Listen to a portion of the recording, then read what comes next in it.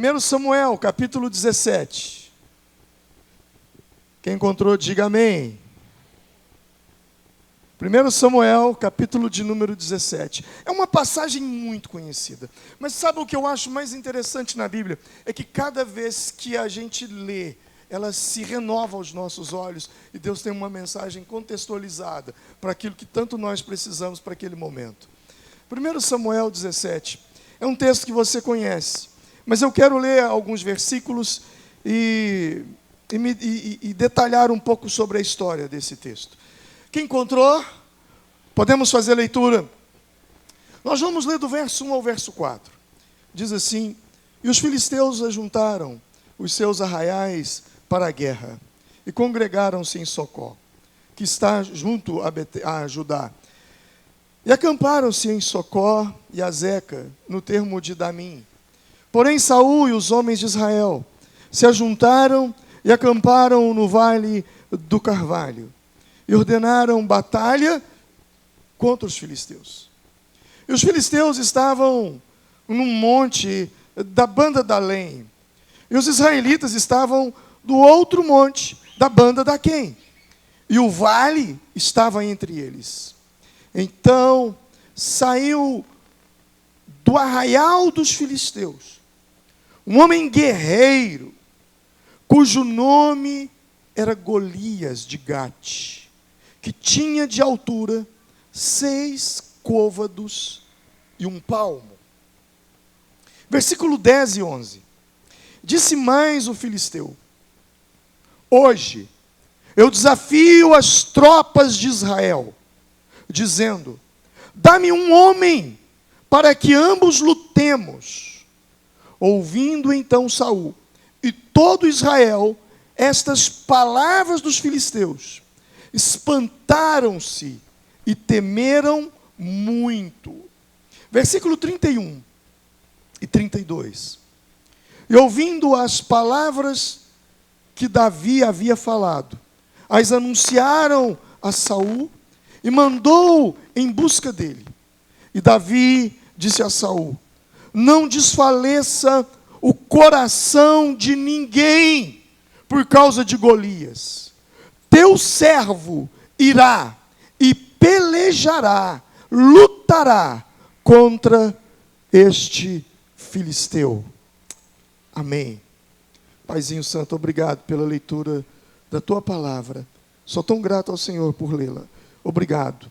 Que esta palavra lida e as palavras do Senhor mencionadas, mas aquelas que sairão de mim, o Senhor possa juntá-las de tal forma que possa produzir, ó Deus, um fortalecimento em nossa vida. Pai, graças te damos, em o nome do Senhor Jesus. Amém, amém, amém. Eu quero falar com você hoje sobre construir uma vida de autoridade. Construir uma vida de respeito. Construir uma vida de influência. Construir uma vida de poder. Eu quero falar com você sobre como ter uma vida poderosa. Como ter uma vida de autoridade nesse mundo e ser uma pessoa que influencia as outras pessoas. O texto lido, ele é muito conhecido por vocês. Fala da história de Davi, fala da história da luta de Davi contra Golias. Mas o texto que nós lemos especificamente fala daquilo que aconteceu antes da luta. Eu uso esse texto e aonde eu vou, eu defendo uma tese.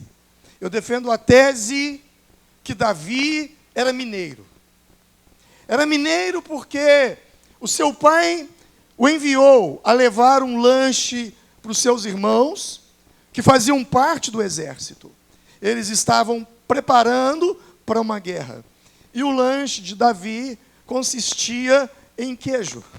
Então Davi levou queijo, essa é a prova de que ele era mineiro. Mas ao chegar ali, ele se depara com uma situação inusitada. Era diferente das outras guerras. Porque um soldado do exército filisteu fez uma proposta: nós não vamos guerrear exército contra exército. Eu vou lutar, e vocês escolhem um homem para lutar comigo. E quando eles viram o tal homem Golias, que era um gigante, ele era enorme, eles se assustaram. E eles ficaram com medo. Quando Davi chega, ele encontra esse cenário. E ele então vai levar o lanche para os seus irmãos. E ele faz uma pergunta. Por que vocês estão tão espantados e com medo? E eles contam uma história para ele. E Davi então diz: vocês não têm que temer. Eu vou lutar contra ele. Se não tem quem luta, eu vou lutar contra esse filisteu. E Davi então, ele se propõe a lutar. Ele se propõe a servir o exército de forma voluntária, sem ser convocado para a guerra. Ele se propõe em ser um voluntário. Ele se propõe em ser um servo. E dali em diante, começa então todo o desenrolar da vida de Davi. Toda a história do homem que Davi foi, da pessoa que ele foi, da importância que ele ocupa, não só no cenário de Israel, mas no cenário da igreja e no contexto histórico mundial, começa justamente aqui. Aliás, eu poderia dizer que não começa, mas desata aqui. A palavra-chave que vai desatar sua vida, a palavra-chave que vai te projetar aonde você está, no seu trabalho, na sua casa, na sua cidade, nos desafios que vêm contra e envolve você, a palavra é essa: servir. Servir. Servir por algo maior. A vida de Davi até aqui era um anonimato. Até aqui ele era anônimo. Até o momento em que ele se prontifica a lutar, a servir ao exército. Até então, Davi tinha uma profecia. A profecia de Samuel sobre ele, de que ele seria rei. Até então, Davi tinha uma promessa sobre a vida dele, de que um dia ele governaria. Mas agora, nesse momento que ele se propõe a servir, ele desata a promessa, ele desata a profecia, ele desata o sonho. Talvez você seja uma pessoa que carrega sobre você uma palavra de Deus, uma profecia sobre a sua vida. Um dia, uma palavra profética foi liberada sobre você. Um dia, você recebeu uma promessa de Deus sobre você. Os dias passaram, as semanas passaram, os meses passaram, anos já passaram, e até hoje, você ainda não experimentou do desatar da profecia. Você não experimentou do desatar da promessa.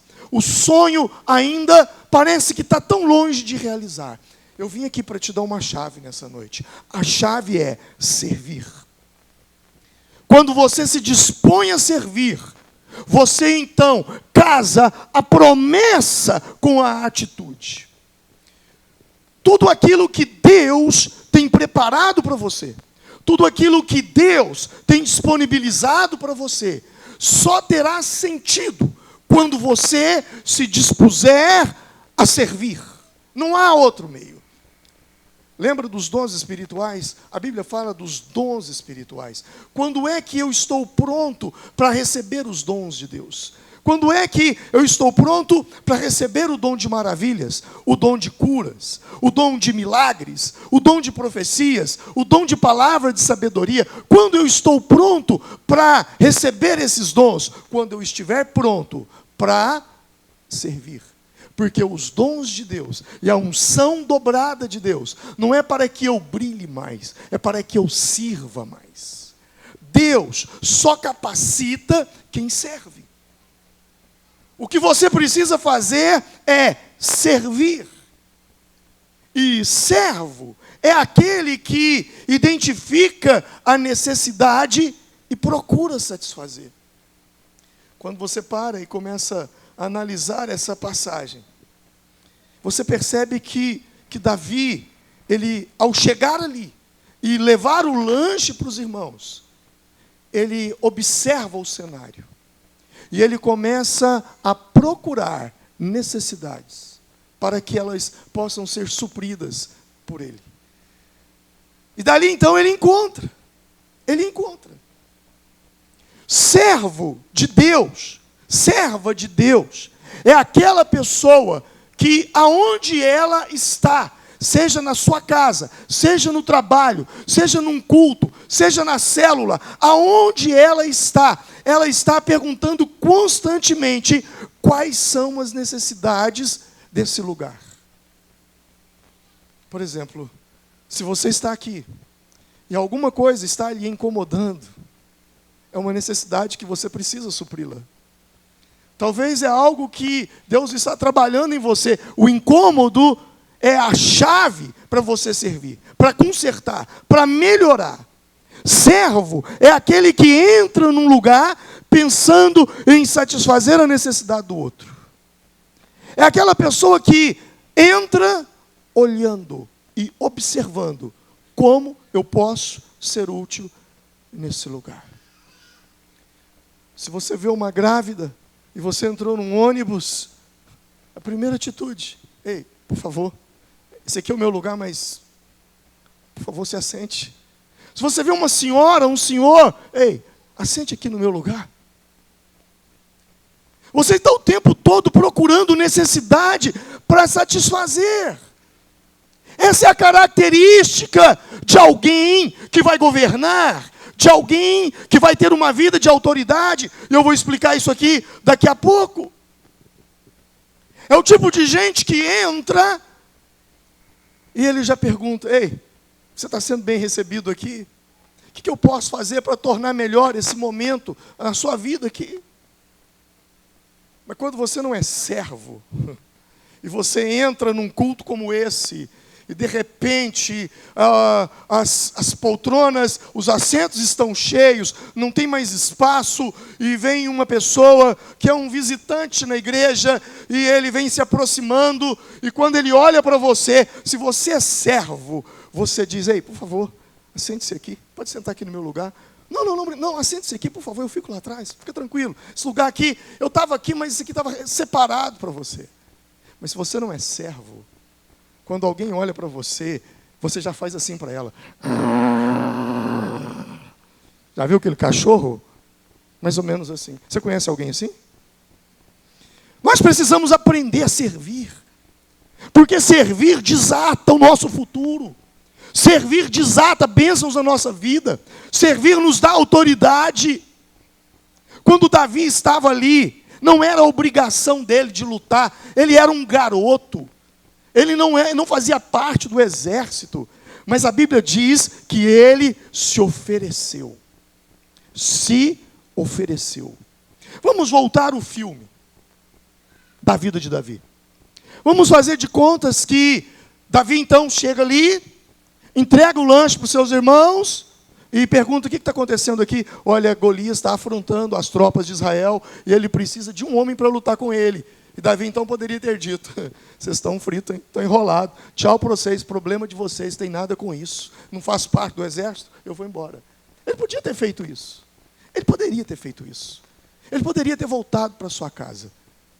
Agora a pergunta que não quer calar é: se ele não se oferece, se ele não se predispõe, se ele não serve, a pergunta que eu faço é: será que hoje, nessa noite, eu estaria citando o nome de Davi aqui? Quem está entendendo? Ele simplesmente teria pego tudo aquilo que Deus tinha para a vida dele e simplesmente voltado para casa e ficado lá.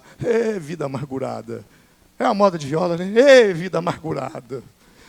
Vida triste. Vieram aqui, me deram profecia, nada mudou na minha vida. Samuel veio cá, o profeta, fez toda uma encenação, jogou óleo na minha cabeça e tudo continua do mesmo jeito. Nada mudou. Tudo da mesma forma. Tudo da mesma forma. Até quando? Será quando é que Deus vai me ouvir? Será quando é que Deus vai resolver cumprir a profecia na minha vida? É simples. Talvez o que está acontecendo com você é isso. Deus tem tanta coisa para fazer com você, através de você. Sabe, tem tantas coisas esperando por você. mas você não desata, você não quer servir. Davi, ele se coloca à disposição. Sabe, a Bíblia, ela é um livro que nos manda ir além da obrigação. Porque aquela pessoa que faz além daquilo que lhe é mandado, aquela pessoa que lhe faz além daquilo que é obrigação, essa pessoa é uma pessoa acima da média. Diga comigo, acima da média. Diga, acima da média. Sabe o que é ser acima da média? Para eu te ensinar o que é ser acima da média, deixa eu te falar uma coisa. Sabe o que é ser alguém que vive na média?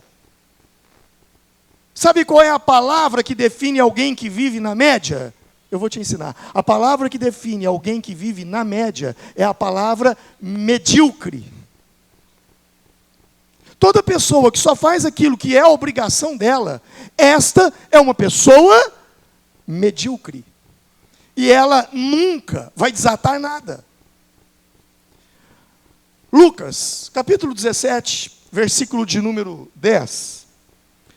A Bíblia diz assim: assim deve ser com vocês. Depois de fazerem tudo o que foi mandado, digam: somos empregados que não valem nada, porque fizemos somente o nosso dever. Olha só, assim deve ser com vocês. Depois de fazerem tudo o que foi mandado, digam: somos servos inúteis, diz uma outra tradução. Jesus está dizendo que nós temos que viver acima da média, acima da obrigação. E para que isso aconteça, você precisa aprender a se oferecer. Diga comigo, eu preciso ser oferecido. Vira para a pessoa que está dizendo, você precisa ser mais oferecido. Ei, você é uma pessoa oferecida? Sim ou não? Sim ou não? Jesus era extremamente oferecido. Tem gente que não gosta de gente oferecida. Pastor, oferecida em que sentido o senhor está dizendo? Essa é uma palavra que eu uso num teste de DISC que eu faço, e às vezes as pessoas ficam muito confusas com essa pergunta. Mas o que é ser oferecido? É aquele tipo de gente que vê alguma coisa que está com deficiência, alguma coisa que não está legal, alguma coisa que está precisando de ajuda, e imediatamente ela se oferece para ajudar e resolver. Vamos lá, deixa eu te ensinar algo. Ser oferecido. Jesus um dia estava passando. Eu disse que ele é oferecido, então eu tenho que provar. Ele estava passando juntamente com a multidão, e havia muita gente que queria ver Jesus, só que havia um homem ali de baixa estatura, ele era pequeno. Você lembra o nome dele? Qual é o nome dele? Zaqueu. E o que o Zaqueu fez? Subiu na árvore, porque ele não conseguia ver. E quando ele sobe na árvore, Jesus olha para aquela árvore e diz: ei, Zaqueu, desce daí, porque convém-me o quê? Pousar em tua casa. Eu te pergunto, Jesus foi convidado? Sim ou não? Jesus se ofereceu. É possível que Zaqueu disse: mas Senhor, não tem nada acontecendo lá na minha casa. Não, não tinha, agora tem, porque eu estou indo lá. Eu sou muito oferecido, minha esposa fica muito brava comigo por causa disso. De vez em quando eu chego para alguém e falo: convém almoçar lá na sua casa nesse domingo. Outra hora eu falo: olha, eu vou lá na sua casa tomar um café com você. Lembra da mulher do fluxo de sangue? Lembra? Aquela mulher que sofria 12 anos com hemorragia. Quando você lê aquela história, você vê uma disposição de ser oferecida. Quem não é oferecido, muitas vezes, vê os outros passando na frente dele o tempo todo. Davi se ofereceu. Se não tem ninguém, eu luto contra ele. E ainda que tivesse alguém, Davi dizia: olha, se você perder, eu quero ser o próximo. Eu estou nessa fila aí. Eu e você precisamos entender isso. Aquela luta não era uma luta de Davi. Davi não tinha nada a ver com aquilo. Davi tinha suas lutas pessoais. Ele era um pastor de ovelhas, ele cuidava de gado. Suas obrigações eram cuidar do rebanho, era cuidar das vacas de leite do seu pai. Mas ali, ele fala: eu vou lutar. Ouça isso. Eu vou te dar uma chave agora, preste atenção. Se você puder anotar, anote isso. Existem dois tipos de batalhas. Existem dois tipos de batalhas.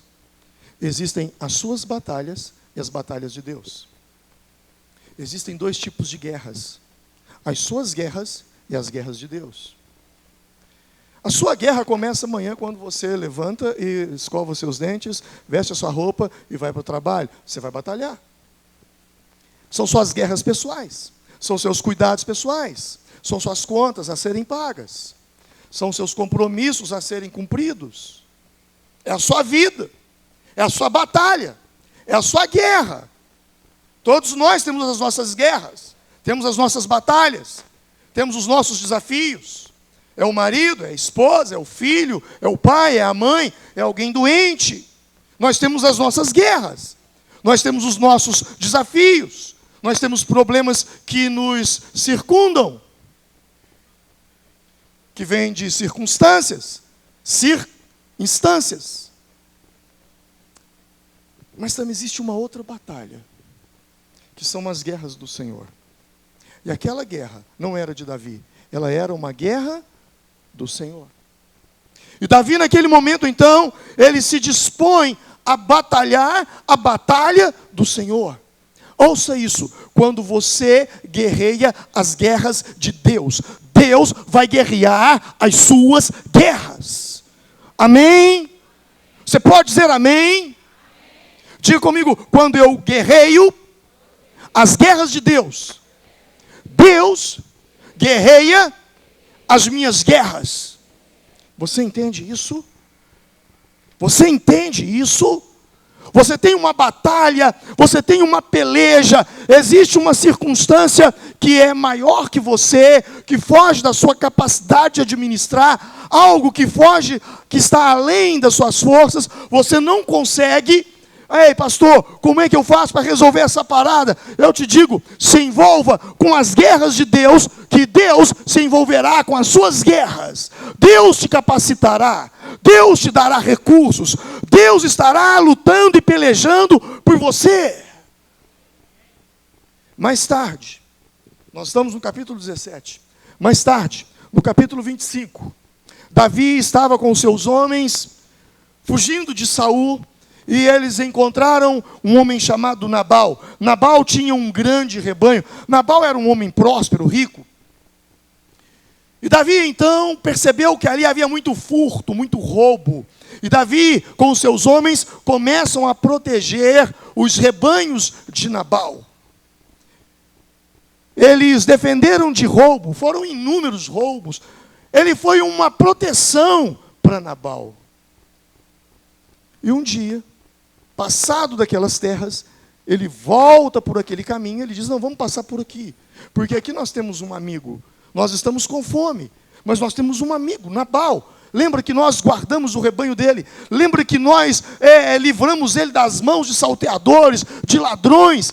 Ei, ele é uma pessoa amiga, vamos lá, ele vai nos dar comida, ele vai nos dar lugar para dormir, ele vai nos ajudar. E Davi então envia o seu servo à frente. E quando o servo chega na casa de Nabal, ele diz, olha, Davi está vindo aí com seus homens, e ele diz que o Senhor é muito amigo dele, porque ele te protegeu. E agora ele está pedindo que o Senhor dê para ele comida, que o Senhor dê para ele alguma uma novilha, um carneiro assado, para que os homens dele possam comer. E Nabal então diz, quem é esse tal de Davi, senão um foragido de Saul? Eu não vou recebê-lo, eu não quero que ele coloque os pés nas minhas terras. E quando aquele homem sai dali, e volta até Davi, para dar notícia para Davi, diz, olha, Davi, se ele é teu amigo, eu não sei o que é inimigo não. Olha o que ele disse sobre você. Ele disse que não é para colocar os pés na terra dele. Ele não vai nos receber. Quando Davi ouviu isso, Davi sentiu-se extremamente ofendido. E disse, é assim? É. Então, vamos ver o que ele vai dizer. Davi pegou a espada e disse, nós vamos matá-lo. Nós vamos acabar com ele.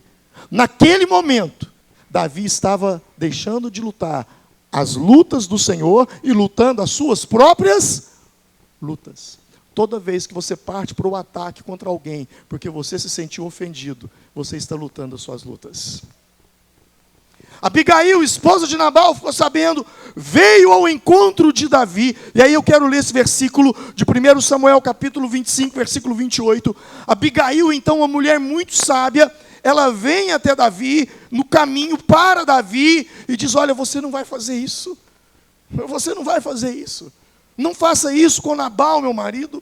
E ela diz o seguinte para ele, porque certamente o Senhor fará casa firme a você, porque o meu Senhor guerreia as guerras do Senhor. Ela disse, porque certamente fará o Senhor, Deus, casa firme a meu Senhor, a você, Davi, porque você, Davi, guerreia as guerras do Senhor. Ela disse, Davi, não suja a tua espada com Nabal, não manche a tua história com o sangue de Nabal. Essa luta é sua, você é um homem que Deus vai fazer casa firme, porque você guerreia as guerras de Deus. Naquele momento Davi para, pensa e volta atrás. Leia esse versículo, porque certamente fará o Senhor casa firme a meu Senhor. Diga comigo, casa firme. Diga, casa firme. Porque meu Senhor, porque Davi guerreia as guerras do Senhor. A pergunta que eu faço é, a quem Deus fará a casa firme? A quem Deus fará casa firme? A quem Deus fará família inabalável? A quem Deus fará lar estruturado? A quem Deus fará profissional competente? A quem Deus fará homem respeitado? A quem Deus fará homem de autoridade, de firmeza? A quem? Aquele que guerreia as guerras. Diga comigo, aquele que guerreia as guerras do Senhor. Você está entendendo? Quem está entendendo, diga eu. Quando você guerreia as guerras do Senhor, o Senhor guerreia as tuas guerras. Ah, foi muito fraco. Eu acho que você não entendeu isso. Quando você guerreia as guerras do Senhor, o Senhor guerreia as suas guerras. Você pode glorificar o Senhor por isso. Você pode dizer, eu recebo isso para a minha vida.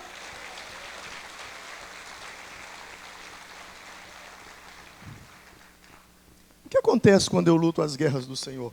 Eu escolhi alguns textos, eu vou ler rapidamente. Eu escolhi Êxodo 14, versículo 3. São tantos, eu escolhi 3. Êxodo 14, quando Moisés está diante do Mar Vermelho, ele havia guerreado as guerras do Senhor, ele estava livrando o povo da escravidão. E aí o que a Bíblia diz? Moisés, porém, disse ao povo, versículo 13 e 14, não temais, estais quietos e vede o livramento do Senhor, que hoje vos fará, porque aos egípcios que vos vistes, nunca mais os tornarás ver, porque o Senhor pelejará por vós, e vós vos calareis. Repete comigo a última frase, o Senhor pelejará por vós, e vós vos calareis. Agora diga assim, o Senhor, levanta a sua mão, diga assim, o Senhor pelejará por mim, e eu os calarei. Amém? Você entendeu? Quando você peleja as pelejas do Senhor, o Senhor peleja por você, por você. Segundo Crônicas 32, 7, esforçai-vos e tende bom ânimo, não temais, nem vos espanteis, por causa do rei da Síria, nem por causa de toda a multidão que está com ele. Porque há um maior conosco do que com ele. A Bíblia já diz isso lá no Novo Testamento. Maior é o que está, maior é o que está em nós. Segundo Crônicas 20, versículo 17. Essa promessa é linda. Deus diz o seguinte: nessa batalha não tereis que pelejar. Postai-vos, ficai parados e vede a salvação do Senhor para convosco. Você pode dizer para você mesmo em espírito, com fé, nessa batalha eu não terei que pelejar. Lembra de uma situação que você tem que enfrentar. Lembra de algo que está vindo. Lembra de um problema que está vindo ao seu encontro. Lembra de uma situação difícil. Você pode dizer com fé agora, nessa batalha eu não terei que pelejar. O Senhor pelejará por mim. O Senhor irá diante de mim. Quando eu chegar lá, já vai estar tudo resolvido. Amém? Pastor, o que é lutar a luta de Deus? Provérbios 23, versículos 10 e 11 diz: não mude de lugar os antigos marcos de propriedade, nem invada a terra dos órfãos, pois aquele que defende o direito deles é forte, e ele lutará contra você para defendê-los. A Bíblia está dizendo que Deus defende o direito do órfão. Quem é o órfão? Alguém necessitado. Deus defende o direito do necessitado. Toda vez que você lutar contra um necessitado, lembre-se, você estará lutando contra o próprio Deus. Porque é Deus quem luta por eles. A luta de Deus é a luta do desamparado, do necessitado, daquele que não tem a quem recorrer. Por este, Deus luta. Salmo 41, versículo 1 ao 3. Eu amo esse texto. Veja as promessas de Deus para aquele que acolhe ao necessitado. Eu vou ler com você na tela. Bem-aventurado. Você sabe o que significa a palavra bem-aventurado? Feliz. Feliz aquele que acode ao necessitado. O que acontece com aquele que acode ao necessitado? O Senhor o livra no dia do mal. O Senhor o protege. O Senhor preserva-lhe a vida. O Senhor o faz feliz na terra. O Senhor não o entrega à discrição dos seus inimigos. O Senhor o assiste no leito da enfermidade, na doença, e o Senhor afofa-lhe a cama. Amém? Isso é uma chave. Servir é uma chave. Quando você serve o necessitado, Deus está do seu lado. O foco deve ser sempre a necessidade do outro. E quando eu falo necessitado, quem é o necessitado? Quem é o necessitado? Você sabe quem é o necessitado? Ah, eu sei, é aquela pessoa muito pobrezinha, que não tem nem o que comer, nem o que dormir. Tudo bem, esse pode ser um necessitado. Mas aquela pessoa que está em depressão, é uma pessoa necessitada. Aquela pessoa que está com o casamento à beira da destruição, naquele momento, ele é um necessitado. Aquele pai que está sofrendo com um filho que está perdido no mundo do crack, das drogas, aquele pai é um necessitado. Ok? Amém? O foco deve ser sempre a necessidade do outro. Tudo aquilo que Deus te deu, todas as suas habilidades, tudo aquilo que te capacita, só pode ter um endereço: suprir a necessidade do outro. Se você constrói uma casa, se você é um construtor, se você é um pedreiro, ou se você é alguém que vive do negócio de comprar e vender, qual é o foco? Suprir a necessidade do outro. Você vai vender a casa, você vai ganhar dinheiro, você vai construir aquela casa, você vai ganhar dinheiro. Mas não é só você que vai ganhar, o outro também vai ganhar. Quando você vende um carro para uma pessoa, você vai ganhar dinheiro com a venda do carro, mas o outro também vai ganhar. O foco é a necessidade do outro. O dinheiro é apenas uma recompensa, que daqui a um mês, aquele dinheiro que você recebeu, vai para a mão de alguém. Você vai ter que pagar alguma coisa, o dinheiro vai embora. Mas a alegria de ter suprido a necessidade de alguém com o seu trabalho, isso jamais passa. A maior alegria é você construir aquela casa e aquela família virar e dizer assim: olha, nós estamos aqui nessa casa hoje, Eu sou tão grato pela vida do pedreiro fulano, porque olha só, ele fez tudo com tanto carinho. Sabe, é um cara que não fez as coisas, que colocou material de terceira, de quarta, para cair depois que alguém... Você sabia que tem gente que é assim? Ele vai lá, pega o carro, dá uma maquiada no carro, te entrega o carro, na esquina o carro funde, e ele ainda vem aqui e pede, pastor, eu queria dar um testemunho. Deus me prosperou tanto essa semana. Você conhece gente assim? Sabe, o interessante é quando você, através das suas habilidades, da sua profissão, você serve as pessoas. Se é uma roupa que você vende, você ganhou dinheiro. Você comprou a roupa por 10, lá, sei lá, na fábrica, e vendeu ela por 20, por 15, não importa. Mas o que importa é que quem comprou está satisfeito. Quem comprou o carro, fala, olha, graças a Deus, fulano foi tão honesto comigo, ele me vendeu aquele carro, esse carro é um presente de Deus para a minha vida. Quem está entendendo? A nossa vida é servir, porque é isso que completa a nossa alma, é isso que nos satisfaz. É você ter o seu recurso, é você ganhar o seu dinheiro, mas você saber que o outro foi satisfeito, que o outro, a necessidade foi suprida. Nós não podemos deixar aquele espírito satânico, diabólico, maquiavélico, mundano entrar dentro de nós, aquele espírito mesquinho de que para eu ganhar, o outro tem que perder. As pessoas, elas negociam assim e se gabam disso. Ah, eu ganhei. Há um que diz assim, todo dia levanta um bobo e encontra com um inteligente. E o inteligente passa a perna no bobo.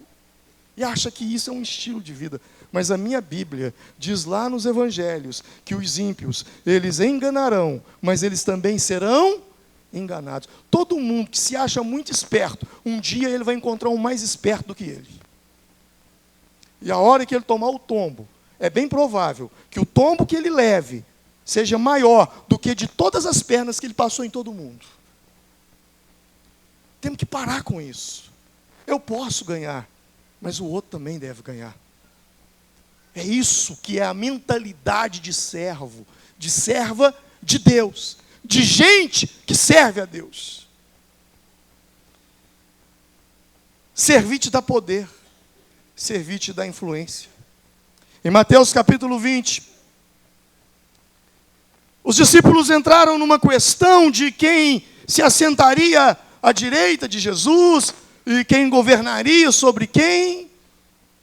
E Jesus, então, no capítulo 20, no versículo de número 26, ele diz assim, ele nos dá aqui a receita do crescimento. Ele nos dá a receita de ter uma vida poderosa e de que governa sobre os demais. Ele diz, quem quiser tornar-se importante entre vocês, deverá ser o quê? Deverá ser o quê? Servo. Quem quer ser importante, deve ser servo. Deve ser servo. E qualquer dentre vós que quiser ser o primeiro, deve ser servo. Eu não sei de que família você veio. Eu não sei em que lar você foi criado. Eu não sei em que berço você nasceu. Eu não sei se você nasceu num berço de ouro. Eu não sei se você já nasceu com um negócio promissor e com uma herança maravilhosa. Eu não sei se você é filho de uma autoridade, eu não sei. Mas uma coisa eu sei. Se você é como eu, que veio de uma família simples, de um pai que ganhava um salário mínimo por mês. Se você veio de uma família simples, e você um dia deseja ser uma pessoa importante, a estrada mais curta para te levar a isso, a ser alguém que seja o primeiro e seja o maior, a estrada é a estrada do servir. Jesus nasceu num berço. E como era o berço de Jesus? Você lembra? Um coxo. E ele governou. Que poder Jesus tinha!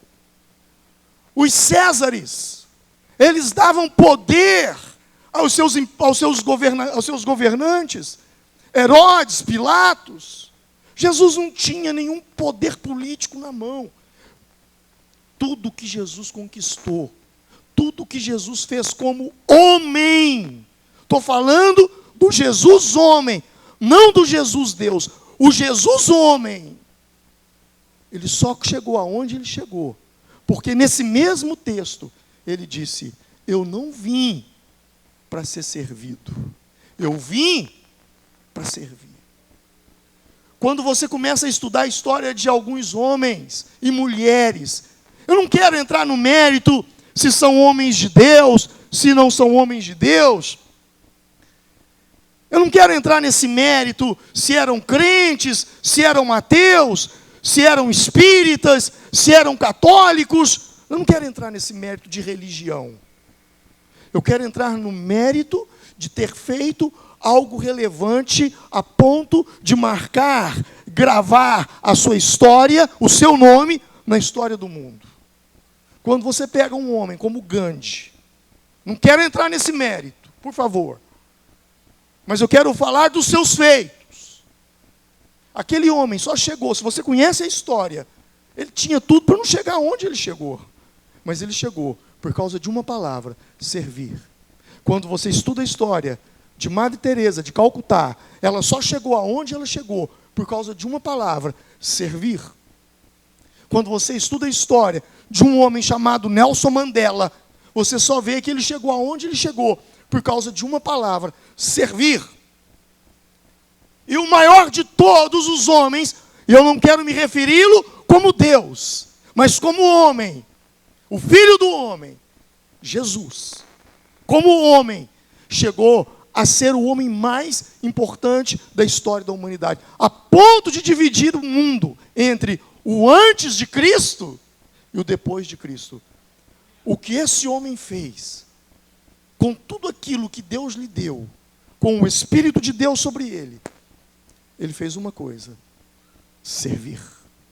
Servir te dá poder, servir te dá autoridade.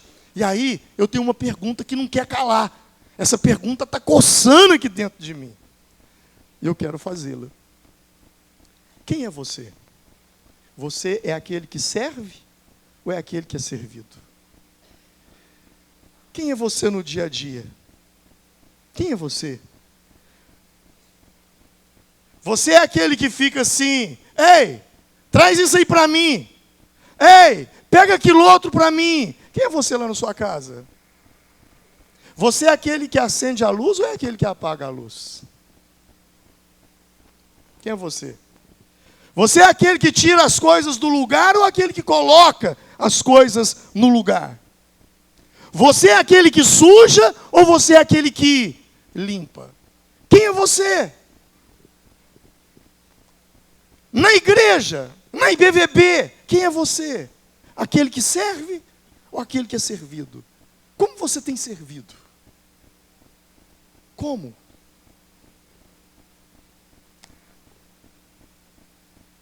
Olha, eu vi uma senhora ali que está com dificuldade de subir a escada. Deixa eu ajudá-la. Sabe, hoje está chovendo, eu estou de guarda-chuva e eu quero ficar ali na porta porque eu quero pegar meu guarda-chuva e ajudar as pessoas que estão descendo ali do carro e eu quero ser essa pessoa. Eu quero ajudar ali no trânsito. Eu quero ser útil. Eu quero servir, eu quero fazer alguma coisa. Nossa, essa salva aí está tão devagar. Está devagar? Por que você não ajuda? Por que você não pega? Por que você está vendo uma necessidade? Por que você não vai lá e supre? Você está vendo um Golias ali, você está vendo que ninguém está indo lutar contra ele. Vai lá e luta. Porque quando você serve, você desata o seu destino. Nós teremos agora uma semana de oração. Na última semana de janeiro, serão 5 dias consecutivos, 24 horas de oração, e teremos períodos de jejum. E à noite, nós teremos o culto. será uma semana para você servir. Será uma semana. Nós não vamos ter célula, nós vamos cancelar as células. Nós vamos estar aqui. É uma semana para você servir. É uma semana para você servir a Deus em oração. É uma semana para você servir a Deus em jejum. É uma semana para você apresentar alguém e falar: eu vou jejuar por essa pessoa. Eu vou jejuar por aquela pessoa. Eu vou orar por aquela outra pessoa. Sabe, o tempo todo nós temos escolhas a serem feitas, decisões a serem tomadas, e essas decisões vão decidir os nossos destinos. Nós poderíamos não fazer nada disso, mas nós estamos fazendo. Convidei alguns amigos para estarem aqui ministrando sobre nós, porque os pastores também têm necessidade de ser ministrados. Eu prego, mas eu preciso de ouvir pregação, porque aquele que se levanta para falar deve ser o primeiro a sentar para ouvir, para aprender. É uma semana de servir, porque nessa semana nós vamos lançar esse projeto, Servolução, a revolução do servir, que vai mudar a história, não é dessa igreja, não é a história da sua vida, vai mudar a história dessa cidade, vai impactar essa região. Servir por algo maior. Você é do tipo de gente que serve, ou você é o tipo de gente que o tempo todo está sendo servido? Essa pergunta é importante. Ela é importante por dois motivos. Primeiro, por quê? Porque ela define quem você será na vida. Você é aquele que serve, a sua cultura de vida, o seu hábito, o seu estilo é servir ou ser servido. Isso, de fato, vai decidir o seu futuro. Isso vai decidir se na sua história de vida você será alguém que governa ou você será alguém que será governado. Alguém que influencia ou alguém que é influenciado. Alguém que é independente ou alguém que depende dos outros para tudo na vida. Quem está entendendo? Se você é o tipo de gente que serve, você breve se tornará, digo para você adolescente, você será independente.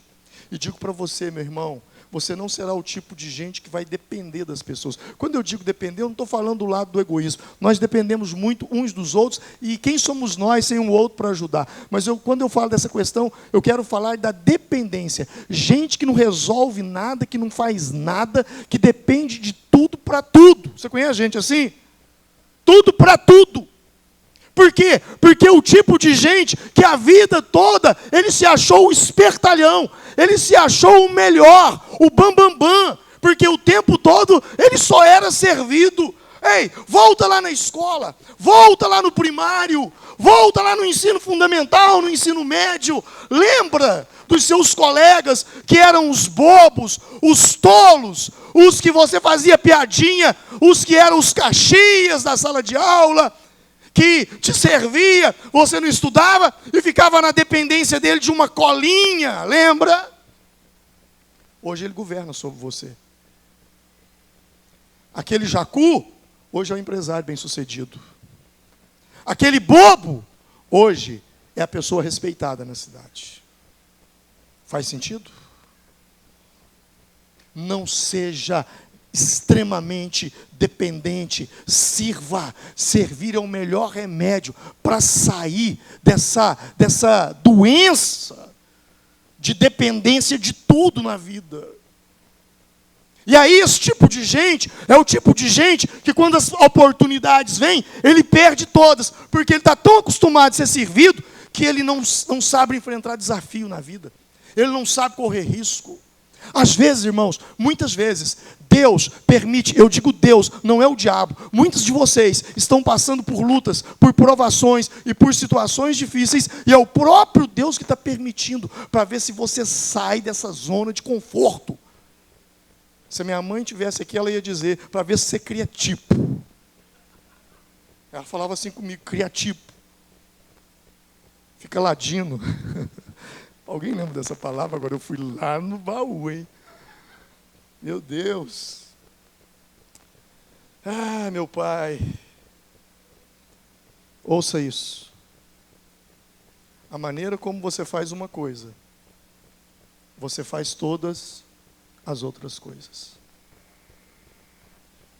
A pessoa, olha, às vezes eu vejo comportamento de pessoas dentro da célula, às vezes eu vejo comportamento de pessoas dentro da igreja. E eu não me assusto com esses comportamentos estranhos. Porque, a bem da verdade, nada mais é do que uma repetição daquilo que ele faz dentro da casa dele. Às vezes eu olho para determinados homens e o comportamento deles aqui dentro, eu falo, tadinha daquela irmã, meu Deus. Às vezes eu olho para determinadas mulheres e como elas se comportam, eu falo, meu Deus, aquele irmão é o cara. Um dia eu falei, olha, nós temos que orar muito para o marido dessa irmã, para que Deus dê suporte a ele, ele aguenta ficar casado com ela. Aí a pessoa dizia, pastor, já separou há muito tempo. Eu falei, sabia. Sabe, não existe. Você pode enganar as pessoas por algum tempo, mas você nunca vai conseguir viver uma vida de falsidade. Então, a maneira como você faz uma coisa, você faz todas as outras coisas. Se você é servo lá na sua casa, você vai ser servo aqui dentro. Se você é o tipo de gente que lá na sua casa você só é servido, aqui dentro você deve ser o maior reclamão de tudo. Por quê? Porque a maneira como você faz uma coisa, você faz todas as outras. Por isso eu digo, isso me mostra duas coisas. A segunda é porque isso define na sua vida se você será governado. Porque aquela pessoa que serve, ela vai governar, ela vai influenciar. Jesus está assentado à direita do Pai, governando, porque como homem, ele não governou, ele serviu. O tempo todo ele serviu. A autoridade se constrói sob serviço. A autoridade se constrói sob serviço. Preste atenção. Olhe para mim, por um momento. Olhe para mim. Eu gostaria que nesse momento você pensasse numa pessoa. Pode ser alguém que já morreu, pode ser alguém que esteja vivo. Mas eu gostaria que você pensasse em uma pessoa que você seria capaz de dar tudo o que você tem. Se essa pessoa já morreu, você seria capaz de dar tudo o que você tem para tê-la junto com você hoje, viva. Pense numa pessoa assim. Ou uma pessoa viva. Pense em alguém nesse momento agora. Feche os seus olhos. Pense em alguém que você seria capaz de dar sua vida por essa pessoa. Você seria capaz de dar tudo o que você tem para ter essa pessoa viva ao seu lado. Pense numa pessoa agora que você sabe, é uma pessoa que você tem tanto respeito e amor por ela, que qualquer pedido dela para você não é um pedido, é uma ordem. Você faz. Pode abrir os seus olhos, olhe para mim. Você pensou? Amém? Quem é essa pessoa? Uns vão dizer, é minha mãe. Outros vão dizer, é o meu pai. Outros vão dizer, foi minha avó. Um tio. Olha, foi uma pessoa, um patrão que eu tive. Eu não sei quem é essa pessoa que veio à sua mente. Mas uma coisa eu tenho plena convicção. Você só pensa isso sobre ela, que você é capaz de dar tudo para tê-la ao seu lado, porque essa pessoa te serviu muito na vida. Sim ou não? Sim ou não? Então, quando Jesus disse que o maior é aquele que serve, Jesus está dizendo o seguinte: quanto mais eu te sirvo, mais você me deve. Eu tenho pessoas que eu tenho uma dificuldade de dizer não para elas. Tamanha obrigação que eu devo, porque um dia ela me serviu. Quanto mais a pessoa me serve, mais obrigação eu devo. E mais eu vou me esforçar por aquela pessoa. O caminho é esse. Se você quer construir uma vida de influência e de autoridade, o caminho é servir. A chave é servir. Por isso Jesus disse, quem quiser ser o maior, seja o servo. Quem quiser ser o número 1, sirva. Quem entendeu? Eu quero chamar você agora a uma reflexão. Quem é você hoje? Quem é você? Alguém que serve? Alguém que o tempo todo se preocupa só em ser servido? Aquele ditado popular que as pessoas falam lá fora com relação ao Pai Nosso. Tem gente que é só venha a nós. Vosso reino, nada. Não é assim um ditado popular que tem aí? Quem é você? O venha a nós ou vosso reino? Quem é você? Eu quero te convidar nesse momento a fechar os seus olhos. Curvar a sua cabeça.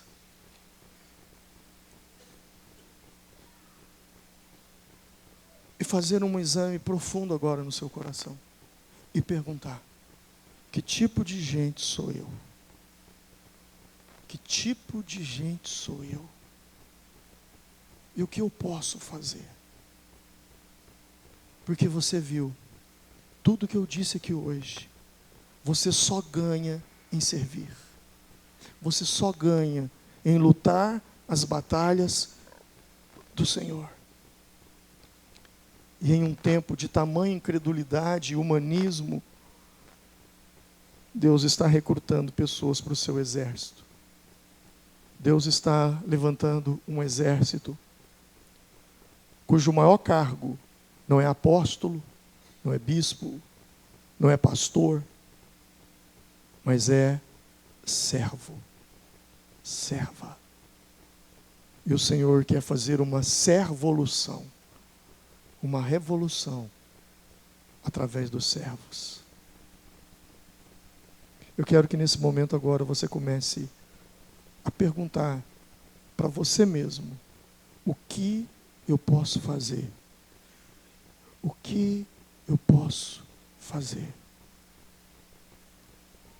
Pai, em o nome do Senhor Jesus, eu oro agora com o teu povo. Meu Deus, eu sei que isso é uma mudança radical. E não é algo momentâneo e nem emocional, mas é algo que mexe com a cultura, com os nossos hábitos, com a nossa filosofia, e tem tudo a ver com a nossa identidade. Então, Senhor, eu sei que não é uma palavra que vai mudar isso, mas eu sei que agindo Deus, quem impedirá? Eu sei que o Senhor é poderoso para fazer infinitamente mais, além do que pedimos ou pensamos. Eu sei que o teu poder pode transformar a vida dessa pessoa agora. O Senhor pode transformar essa pessoa em um servo, em uma serva. Eu sei que o Senhor pode mudar a visão dessa pessoa com relação ao emprego, ao trabalho, à profissão dela, a qual o Senhor o colocou ali como um servo do Senhor, como uma serva do Senhor, para aplicar a justiça, pois a tua palavra diz que as bases do teu trono é justiça e direito. Meu Senhor, vem sobre a vida dessa pessoa agora e muda a mentalidade dessa pessoa agora, Pai. Senhor, em nome de Jesus, eu te peço agora, Espírito Santo, eu te peço agora que o Senhor comece a mudar, eu começo agora, Senhor, que o Senhor comece a mudar o coração e a mente dessa pessoa, e que em qualquer ambiente, aonde ela entrar, ela possa se portar como um servo, como uma serva, alguém que procure necessidades a serem supridas, necessidades essas que muitas vezes não são supridas com dinheiro, mas às vezes com um abraço, com um bom dia, com um eu sei do meu lugar, por favor se assente aqui, olha, entra na fila aqui no meu lugar. Senhor, começa a mudar o nosso coração, Pai, porque eu sei, ó Pai, que o Evangelho tem a ver com servo. O Evangelho, ó Deus, se existe algum poder, o poder de servir, ó Pai. E eu sei que nós seremos reconhecidos perante qualquer lugar como homens e mulheres do Senhor. Não é pelo fato de professarmos uma fé, dizer que é crente ou carregar uma Bíblia, mas é o fato de servir, sem nada receber em troca. Senhor, é isso que eu te peço agora, Pai. Em o nome do Senhor Jesus Cristo. Amém.